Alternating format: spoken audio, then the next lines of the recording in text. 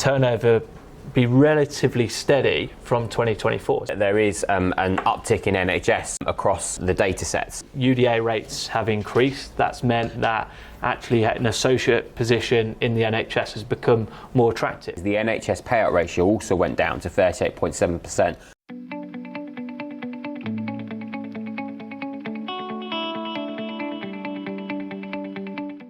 Welcome to our latest water call-in, which is looking at the benchmarking report, which has just been released. We release this report every year to kind of get a feel for how dental practice costs and income are shaping up on average across the UK. So Phil, what do you think the key findings are?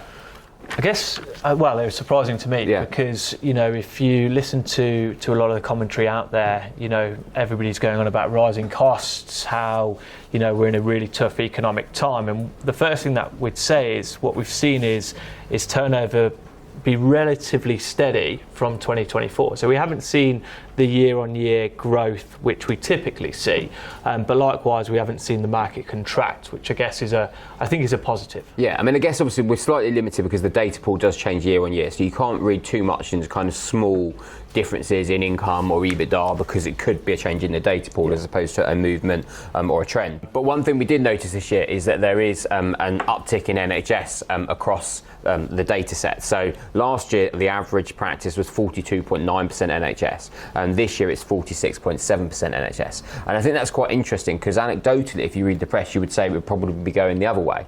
But I guess, is it probably reflective of the fact that people are feeling, or the general public are feeling, there's less money in their pocket now, so they go to the NHS but don't necessarily then have NHS treatment? I think that's an element of it, but I also think that practices are now having to capitalise on every revenue stream within that business.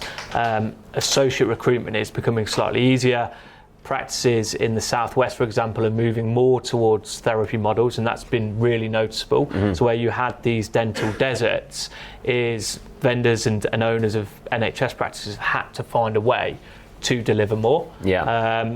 Overall in the sector, so UDA rates have increased. That's meant that actually an associate position in the NHS has become more attractive, because if you've got 14 or 15 quid a UDA and you're doing 7,000 UDAs, that's a really lucrative position, especially if you can do some private on top. So I think it's probably a mix of a number of factors that play into it. But I think obviously, I certainly think the minimum UDA rate is certainly one factor within this, because I guess what we've got to remember is, whilst there's now a government minimum UDA rate of £28, locally, like if you took Gloucestershire for argument's sake, they've gone up to £31 UDA, so that will be feeding some of this uptick. So it might not necessarily, whilst I do think there is an uptick in some NHS performance, I think some of it is an uptick in NHS income, but for probably the same level of activity. I think we're going to see this trend continuing, especially with a lot of ICBs now approaching practices with 2+1 contracts to further perform NHS treatments. So it's almost, the NHS have realised